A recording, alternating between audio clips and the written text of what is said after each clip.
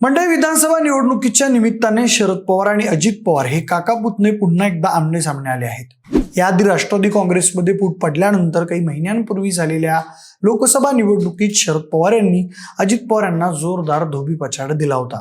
तसेच प्रतिष्ठेच्या ठरलेल्या बारामती येथील लढतीत शरद पवार गटाच्या सुप्रिया सुळे या मोठ्या मताधिक्याने विजयी झाल्यानं बारामतीकर मतदार हा शरद पवार यांच्याच बाजूने असल्याचं दिसून आलं होतं। मात्र आता लोकसभा निवडणुकीतील पराभव मागे टाकून अजित पवार हे विधानसभा निवडणुकीसाठी सज्ज झाले आहेत। दरम्यान अजित पवार यांना विधानसभा निवडणुकीत बारामतीमध्येच मोठ्या आव्हानाचा सामना करावा लागण्याची चिन्ह दिसत आहेत। इथं शरद पवार यांनी अजित पवार यांचे पुतणे युगेंद्र पवार यांना रिंगणात उतरवून अजित पवार यांची कोंडी केली आहे। त्यामुळे संपूर्ण राज्याचं लक्ष हे बारामतीकडे लागलेलं आहे। या परिस्थितीत अजित पवार आणि शरद पवार यांच्यातील राजकीय मतभेद विकोपाला गेल्याचा दावाही काही जणांकडून केला जात आहे।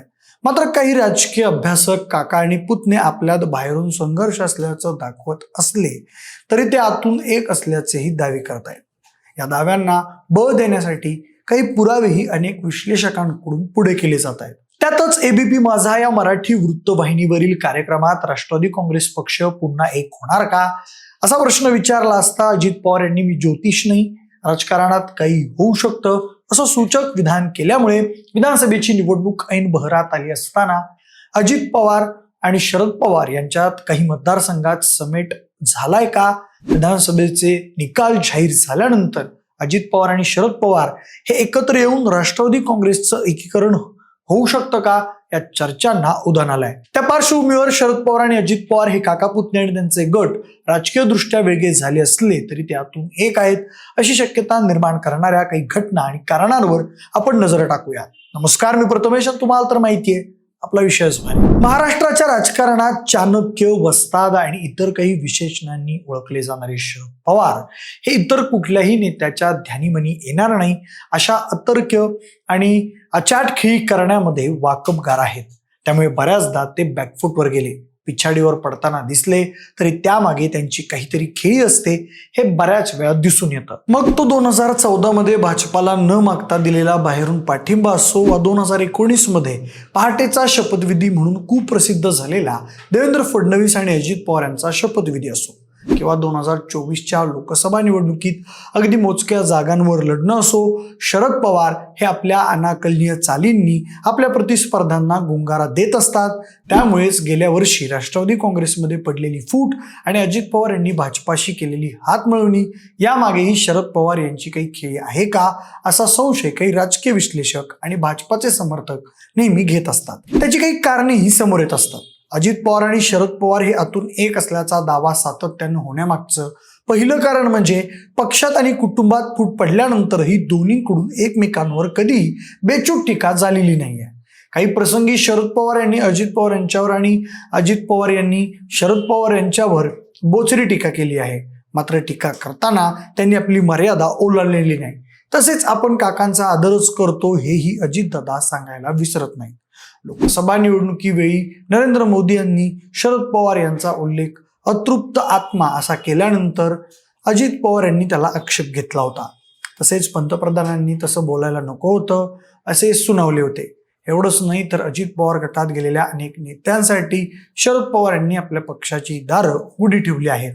उद्धव ठाकरे यांच्याप्रमाणे शरद पवार यांनी कुठल्याही नेत्याचा गद्दार, 50 खोके वगैरे उल्लेख केलेला नाहीये।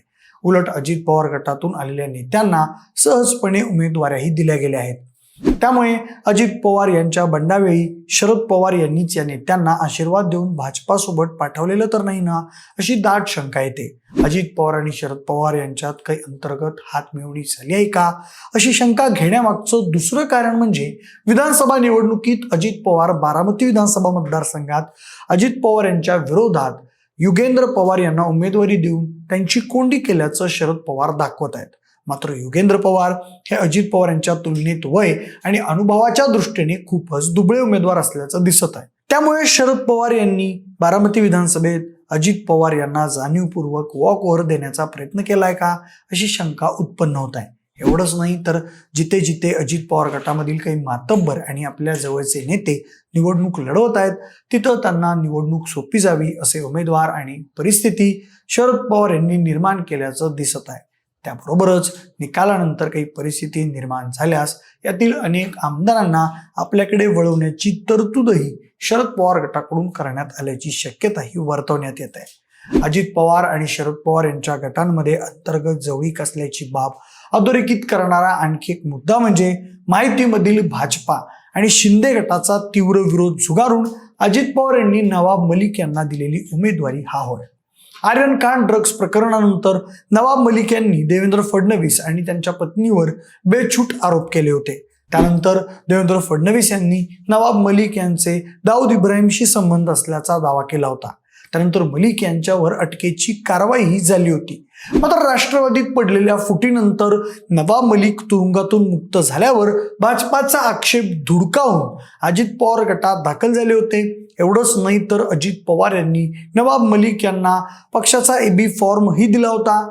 नवाब मलिक हे शरद पवार यांच्या निकटवर्ती नेत्यांपैकी मानले जातात. अशा परिस्थितीत अजित पवार यांनी मलिक यांना उमेदवारी देत शरद पवार यांच्याकडे परतण्याचे मार्ग उघडे ठेवले आहेत. एवढंच नाही तर मलिक यांच्या मुद्द्यावरून भाजपा आणि शिंदे गटाची कोंडी देखील केली आहे. अजित पवार गट आणि शरद पवार गट हे आतून एक असल्याची बाब अधोरेखित करणारा मुद्दा म्हणजे अजित पवार गटाकडून माहितीला होणारा असहकार्य. अजित पवार गट हा माहितीमध्ये आला असला तरी त्यांनी आपली विचारधारा अजिबात सोडलेली नाही. तसेच आपले आणि भाजपाचे वैचारिक मतभेदही स्पष्टपणे अधोरेखित केले. एवढंच नाही तर लोकसभा निवडणुकीतही अजित पवार गटाकडून माहितीमधील मित्रपक्षांना अपवाद वगळता म्हणावी तशी मतं ट्रान्सफर झाली नाहीत. त्यामुळे भाजपा आणि शिंदे गटाला अनेक मतदारसंघात मोठा फटका बसला होता. अगदी अजित पवार गटाचे स्वबळावर निवडून येणारे मातब्बर आमदार असलेल्या मतदारसंघांमधूनही शरद पवार गटाला मताधिक्य मिळाल्याचं दिसून आलं होतं. आता विधानसभा निवडणुकीतही हाच ट्रेंड कायम राहू शकतो. तसेच जिथे अजित पवार गट विरुद्ध शरद पवार गट अशी थेट लढत नसेल तिथे अजित पवार गटाचे कार्यकर्ते शरद पवार गटाच्या उमेदवारांना सहकार्य करू शकतात, तर शरद पवार गटाचे कार्यकर्ते अजित पवार गटाच्या देखील उमेदवारांना मदत करू शकतात. वरील सर्व मुद्दे पाहिल्यानंतर विधानसभा निवडणुकीनंतर अजित पवार गट आणि शरद पवार गट एकत्र येऊ शकतात. याचं कारण म्हणजे सद्यस्थितीत सरकार स्थापन होण्याबाबत दिसत असलेली एक वेगळी शक्यता ही आहे. सध्याची राज्यामधील राजकारणाची स्थिती पाहता महायुती आणि महाविकास आघाडीला बहुमताचा 145 हा आकडा पार करणं कठीण दिसत आहे. त्या पार्श्वभूमीवर अजित पवार गटाचे 20 ते 25 आमदार निवडून आल्यास ते किंगमेकरच्या भूमिकेत जाऊ शकतात. त्यात अजित पवार यांची मुख्यमंत्री होण्याची महत्वाकांक्षा काही लपून राहिलेली नाही. अशा परिस्थितीत महाविकास आघाडीला बहुमतासाठी काही जागा कमी पडत असतील तर महाविकास आघाडीचे कर्ते धरते असलेले शरद पवार हे अजित पवार यांना कुटुंब आणि पक्ष जोडण्यासाठी आपल्यासोबत येण्याचं भावनिक आवाहन करू शकतात. कदाचित अजितदादांना राष्ट्रवादीचं एकत्रीकरण करून मुख्यमंत्रीपद देण्याचं आश्वासनही दिलं जाऊ शकतं. त्यामधून राज्याच्या राजकारणात 2019च्या प्रयोगाचा आणखी एक अंक सुरू होऊ शकतो. सध्या तरी या शक्यताच आहेत. मात्र महाराष्ट्राच्या राजकारणात मागच्या 5 वर्षात घडत असलेल्या घडामोडींचा अंदाज घेतल्यास कुठल्याही शक्यता ह्या खऱ्या ठरू शकतात अशी परिस्थिती आहे. आता अजित पवार आणि शरद पवार हे एकमेकांमध्ये राजकीय मतभेद दाखवत असले तरी ते आतून एकमेकांशी मिळालेले आहेत आणि ते पुढच्या काळात एकत्र येऊ शकतात का, याबाबत तुम्हाला काय वाटतं हे तुम्ही आम्हाला कमेंटच्या माध्यमातून नक्की कळवा. जर हा व्हिडिओ आवडला असेल तर लाईक आणि शेअर करा. सोबतच आपल्या विशेष बारी या YouTube चॅनलला देखील सबस्क्राईब करायला अजिबात विसरू नका. धन्यवाद.